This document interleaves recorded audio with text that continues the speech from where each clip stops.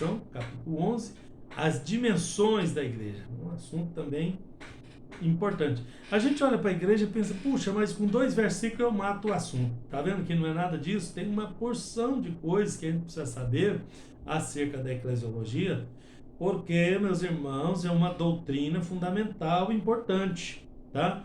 Precisamos saber o que é a igreja, qual a sua relação com Cristo e com as pessoas e com os salvos, né? Onde ela se encaixa nisso. E por isso que a gente está pegando todas as nuances aí, tá? A dimensão. Existem as dimensões que são bem distintas. A igreja é composta pelos filhos de Deus, tá? Ela é formada por todos os santos e fiéis, vivos e mortos. Olha que interessante, a designação dela serve para os que ainda estão vivos e serve também para os que já morreram, que fazem parte dessa igreja. Mesmo que também a gente não sabe muito isso, né? Não é nós que separamos, né? Às vezes a gente fica querendo separar, esse vai, esse não vai, aquele foi, aquele misericórdia, igual o fazendeiro separa o boi para ir para o matadouro, né? Mas não é quem sabe quem são os santos, os fiéis, a igreja é o dono da seara que fez a colheita e separou o joio do trigo, né? A gente olhando assim, parece que parece que não é, parece, mas saber se são ou se não são, não é com nós, não somos nós que separamos o joio do trigo. E na hora que morre já separa, vocês percebem pelos textos bíblicos, né? Que ou vai separar no arrebatamento, vai arrebatar uns e ficar outros, ou vai separar na morte, né? Vai uns para o paraíso e outros para o Sheol, né? Um para um lado, outro para outro, não vai ficar no mesmo departamento não. Então já está tudo decidido, né? Se morrer hoje já está decidido para que lado vai, sempre vai estar decidido. Então a igreja é a igreja dos vivos e é a igreja dos mortos, que já morreram, que não sabemos quem é, tá? Partindo aí dessa visão, podemos entender as dimensões, né? Então, eu já comecei a dar uma pincelada para vocês lá atrás, e ele vai tratar disso aqui. Nós temos a igreja visível e a igreja invisível. Igreja visível é constituída de homens que professam uma fé comum, né? Tem algo em comum que é a sua fé.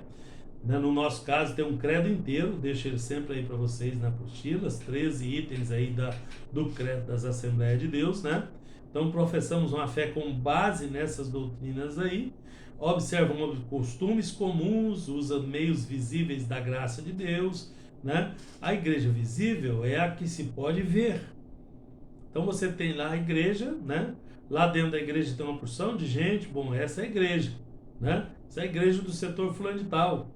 Essa é a igreja do pastor fulano de tal. Alguns dão até o nome do pastor, acho errado, né? Chamar a mulher do pastor de pastora, dando a ela uma atribuição pesada, inclusive. Às vezes a pessoa quer ser carinhoso e acaba pondo um fardo nas costas da pessoa, né? Mas ali mostra, não, ali é a igreja, ali é uma igreja, né? E estão os crentes lá. Então, para quem está olhando de fora, a igreja visível é uma só. Mas não é bem assim, né? Nós temos dentro da igreja visível, nós temos uma igreja que chama igreja invisível. É a noção de conjunto, seja esse teu conjunto na escola, né? Que pertence, interseção, que não pertence, mais ou menos aquilo. Então, a igreja invisível ela é constituída por homens, mulheres, portadores dos dons, dos poderes divinos, né? Do compromisso, do comprometimento com Cristo, né? Com a sua igreja também, no sentido de fazer da humanidade o reino de Deus, né? Com a missão de fazer da humanidade o reino de Deus. Essa é a igreja invisível. É uma entidade atual, tangível que você pode medir, pode tocar, pode, né? Pode dominar, é visível, né? E não um ideal irrealizado ou irrealizável, né? Daí deduz que a igreja é uma companhia de fiéis, né? Chamados, reunidos de todo o mundo, uma comunhão de todos os santos, né? Que verdadeiramente conhecem e retamente adoram e servem o verdadeiro Deus, que é Jesus Cristo, o Salvador, por meio do Espírito Santo. Sim. Então, pois é, uma pergunta sobre o negócio do pastor, que você está falando aí, que atribui um cargo pesado para, no caso, pastora. Quando é consagrado um pastor, automaticamente ela não é consagrada, é isso? Não, não, o pastor é ele que tem a responsabilidade. Você não pode pôr duas pessoas para dirigir o mesmo carro. Você tem que pôr um para dirigir agora, outro para dirigir depois, mas ao mesmo tempo não, né? Mas, Um tem que ser o mas por cabeça. que chama, tipo assim, vamos supor, o senhor, Costume. pastor Júnior e pastora esposa do senhor, por que costume? Costume e as pessoas querem dar um carinho para a pessoa, né? E acaba atribuindo a ela uma responsabilidade, acaba ela achando que tem a responsabilidade junto.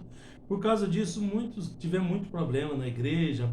A mulher do pastor quer tomar decisão junto com ele que foi chamado para decidir finalmente. É claro, para consultar todo mundo, não estou dizendo para ser um tirano, mas para ser o líder, né? Para falar, não, vamos fazer assim. Ela, não, não é para fazer assim, não, eu sou a pastora também e eu quero. Entendeu? E já teve casos desse tipo, então acaba atribuindo um cargo que não é dela, a não ser que ela for consagrada. Nós já tivemos esse caso também, né? De mulheres ser colocadas, né? Consagradas e colocadas ali e autorizadas a ser pastora. Aí é um caso específico, tá? É meio polêmico isso aí, né? As pessoas não gostam que eu falo muito disso, por isso que eu pincelo aí pouco, mas é o que eu acho, né? É a minha ideia e eu acho que isso tem causado mais problemas do que solução aí, por causa desse negócio de hierarquia, da pessoa querer nivelar os outros, um ser maior que o outro, acaba atribuindo isso aí. E tem mais outros problemas hierárquicos aí que são causados na igreja também, tá? Mas aí entra a igreja invisível. Então a igreja invisível é a que Deus vê, né? A igreja visível é a que nós vemos. A igreja invisível é a que Deus vê, que vai sair de dentro da visível. Então ali vai ficar alguém e alguém vai. Então a igreja invisível é invisível para nós, mas para Deus ela é perfeitamente visível, né? Então ela é composta por quem? Verdadeiros santos, tanto vivos quanto mortos. É composta por todos aqueles que professam ou professaram o nome de Jesus, que se enquadra nas regras. Tem uma porção de regras lá, é só ler as regras lá, né? Porque a regra é clara, né? A regra está ali, é só ler as regras e ver o que ela tem a dizer, o que ela diz. Então, vai sair ali do meio, né? Vai ser retirada ali do meio. Então, a igreja invisível, ela tem que ser colocada com uma visão mais ampla, né? Ela é a igreja em todo mundo, mas sai de dentro das visíveis, vai sair as invisíveis lá de dentro. Isso dá um medinho na gente também, né? E aí, será que eu estou fazendo o suficiente? Será que eu estou dentro do plano? Será que eu estou conseguindo responder à altura, né? Porque a igreja invisível ela é montada a partir da nossa resposta. Como é que nós respondemos ao Evangelho? Como é que nós respondemos ao chamamento de Deus? Deus chama, tá? Muitos são chamados, mas poucos são escolhidos. Os escolhidos saem do meio dos que são chamados e formam a igreja invisível, tá? Então é muito prático isso, muito certinho. E essa é a igreja, essa é a dimensão dela, tá? A dimensão espiritual, onde temos a igreja visível, que não corresponde necessariamente à igreja invisível. E pode ser que uma igreja visível seja todo mundo salvo? Sim, é possível. E é possível que uma igreja visível ninguém seja salvo? Também é possível, tá? Então não é a igreja ali visível que determina isso.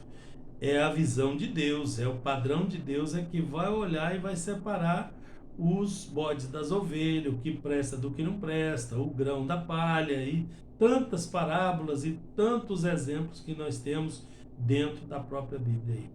Tá bom? Terminou.